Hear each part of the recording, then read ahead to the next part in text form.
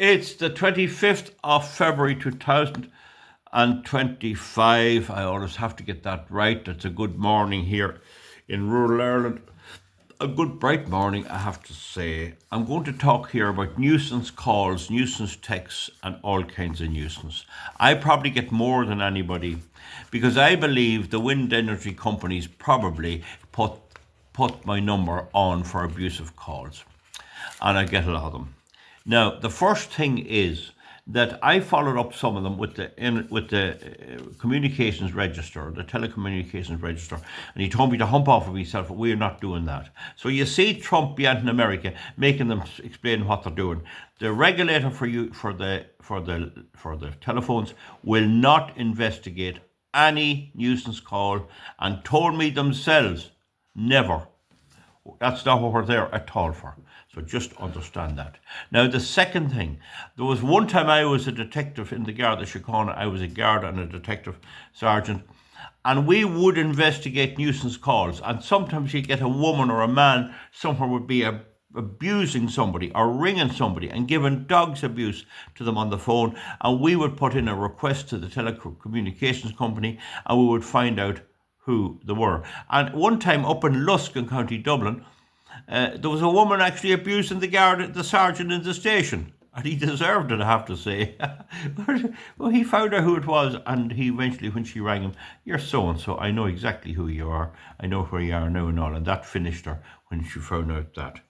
But anyway, the guards will not investigate a nuisance telephone call now, unless you are a protected person, unless you come from another country. If you're Irish, you get no protection. But if you make any kind of a nuisance call against a migrant or anything, they will come down on you like a ton of bricks. That's not to say that all guards want it that way. If I were in the Gardaí now, I'd be forced to go along with this. Carry on. Most Gardaí don't want this woke stuff. Don't think it for a moment. I know a lot of them still.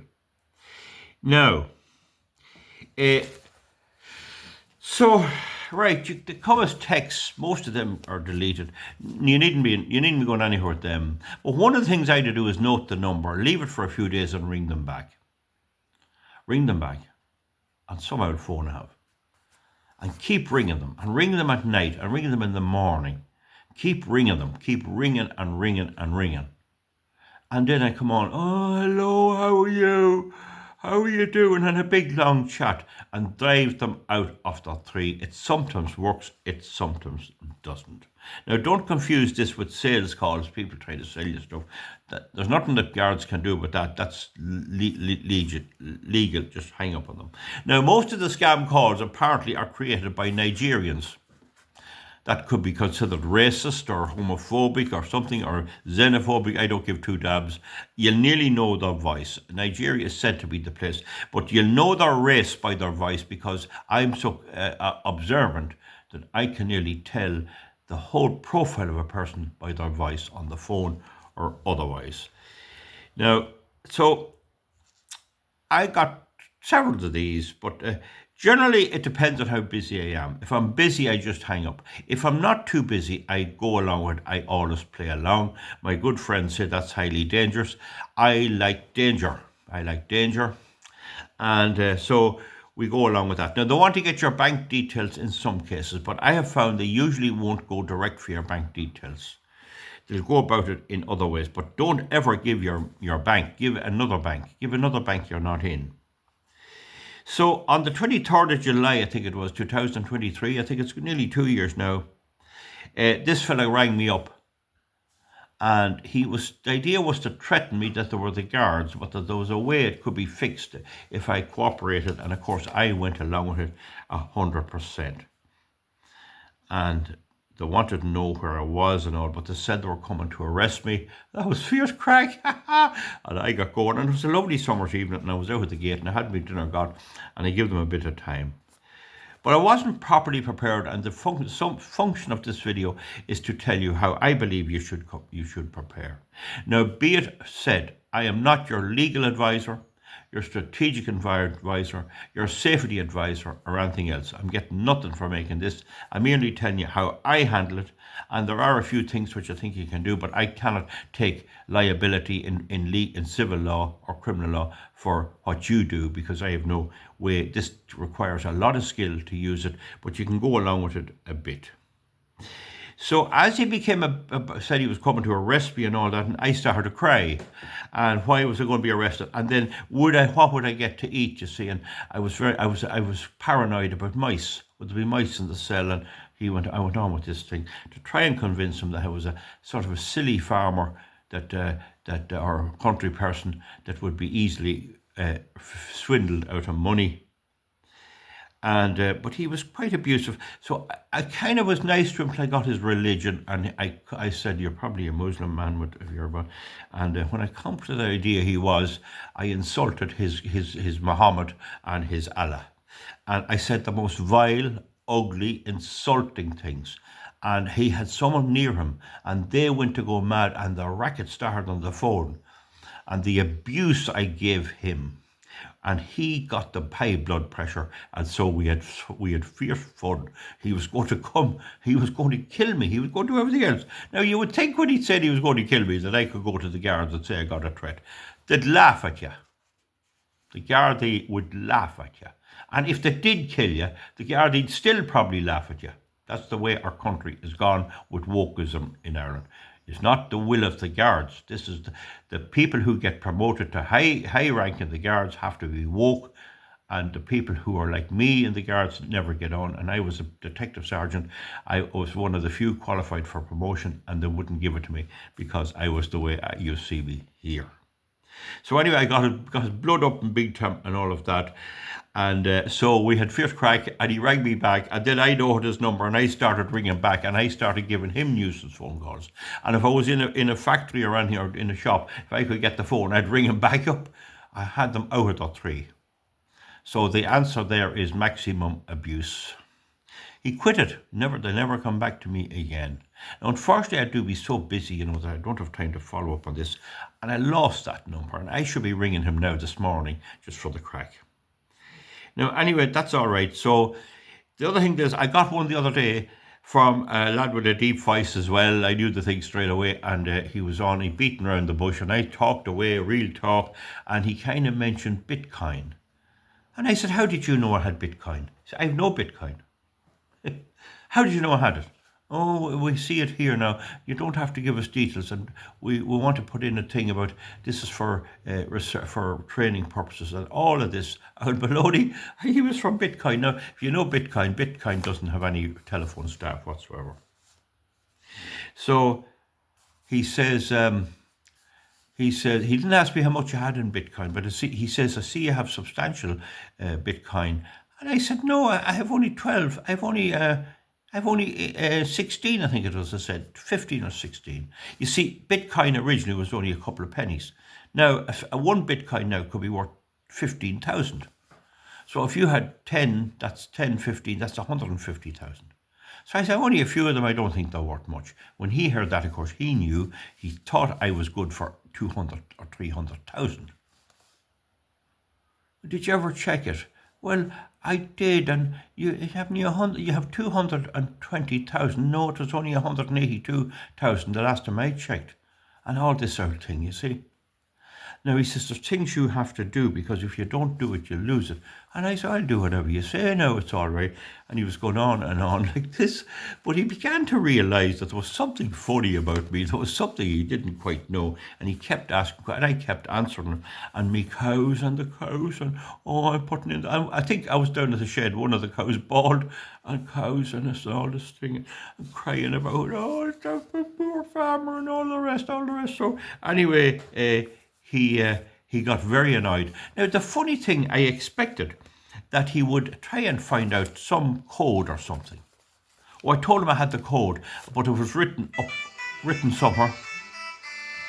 Now, folks, sorry about the phone. I'm an active business and farmer, and that was a person that has to do a wee call to my farm, and I had to deal with it. So there's nothing I can do about that. Anyway, I'm back to you now. I just put the camera on pause, and that'll show you the importance of having pause on your camera. Isn't it amazing that no one in the world can make a proper camcorder with a pause record? And there's some stupid dumbbells. Now, well, the Chinese make a real cheap one and it only lasts a month. Now, the thing about it is, he was on about the Bitcoin, but he didn't directly ask me, and I played along, but he began to get very annoyed with me, as you can see. And I don't know what I said to him. I don't know to ring me back or something, but I was busy. You see, I don't have time for this. Now, I want to just tell you what to do. I don't know, are you getting these nuisance calls? I have no real thing for nuisance text, but my way of dealing with a nuisance text is write down the number, leave it for a day or two, and ring back the number. And ring it early in the morning. If you're getting up early in the morning or getting up to go to the loo, ring it. Ring it. You were ringing me last week. What do you want? Keep ringing them back. I do that as a matter of course. It only takes a second. That'll soon sicken them. It's a pity that the police force won't investigate it. That's a great pity. And if I went for election for the Dáil, for the TD, and people say, oh, you didn't get elected, you only now league it. Well, the thing about it is, I'd have done something about that. If they only selected 1 in 1,000 and followed it up, they'd find the source of these. But they don't care. And if old people lost all their life savings through a scam like this, the state doesn't care. Fianna Fáil doesn't care, and yet they're the ones that the people voted for. I can't do anything about that. Anyway, enough said about that, but the thing about it is, you need to say who you are, and you must pick a politician. They're the ones that's causing this. So one of them there is Jim O'Callaghan. He's the Minister for Justice. He won't do anything about it. His number is 01 6183 134. 01 6183 134 6183 134. His address is given as 51 St Stephen's Green, Dublin 2. Now, I won't go as far as to say give their home address. You wouldn't know, there could be children where there's politicians and things, and now with women in politics and gender quotas and everything else. I won't just do that. It might not be a good idea, but definitely give their offices. So give Niamh Smith's offices, Adelaide Row, Bailborough. Give Matt Carthy, Sinn Féin offices, Castleblaney Road, Carrickmacross. But I'm not saying what to do. I would give some of their home addresses. They're the ones, they don't care about us. Now, I used to give the number of the zoo. It's not that fair. The zoo people are just doing a job. I quit doing that. Now, have a few numbers of your favourite politician, and particularly ministers and Sinn Féiners, and give their name. So, for example, Pauline Tully wasn't elected, but Mary Lou, if you're a lady, and what's your name? And Mary MacDonald, Mary Lou MacDonald, where I'm Cabra Road, Dublin. You see, I have a good house here and all that. So give a name like that they'll call. Or give a top-ranking Garda officer. They're supposed to be investigating this. So turn it on the people who are causing the problem. They refuse to investigate these crimes, which as they are. They're offences under the Wireless and Telegraphy Act, Telecommunications Act. So have a name, not your own name, a name of a prominent person. You could pick like a George Lee in RTE, David McCullough,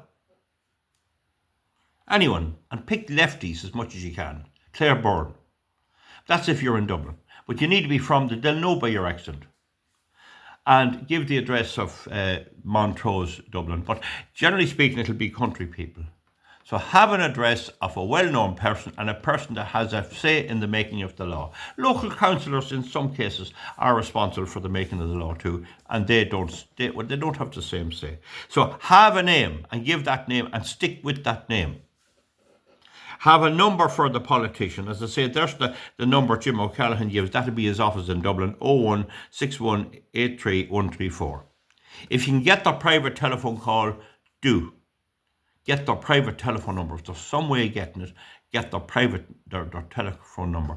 The Healy Rays, Michael Healy Ray was in a taxi in Dublin that I happened to sit in a couple of hours after, and he had 4 phones. 4 phones. So there's another idea. So always give the number of a politician or a person in authority or the president or somebody. Let them off then and let them follow that up. Don't give your bank. If you give another bank, they might ask you for the code. Well, I have been given codes, but you don't know the bank code of anyone else. It's a bit risky. If you give a bank code with 6 digits, it's 1,000,000 to 1 you get the right bank code. So there's 2 million people with bank accounts in Ireland, so you could, but that's their problem. But I think the banks should consult with me. It could be a lot more secure anyway. So anyway, that's the story. The general advice is don't have anything to do with them. That's all right. My advice is lead them up the garden path if you have time. Try and find out their religion. If they're Muslims, they're very sensitive about their God, and that's where you can get into them. Insult the daylights out of them. Drive them out of their tree. Note the number. Ring the number at night. Ring it the next day. It finished with me to quit me altogether. I was ringing them. I was on them every day. I'd be going along with the tractor and ring them up. And always appear to be a simple, quiet, old person. And if after you have your money, talk about 200 or 300. I had very little most of my life now, but I have a bit of money now. I sold a bit of land. You don't say, no, it's not your 30.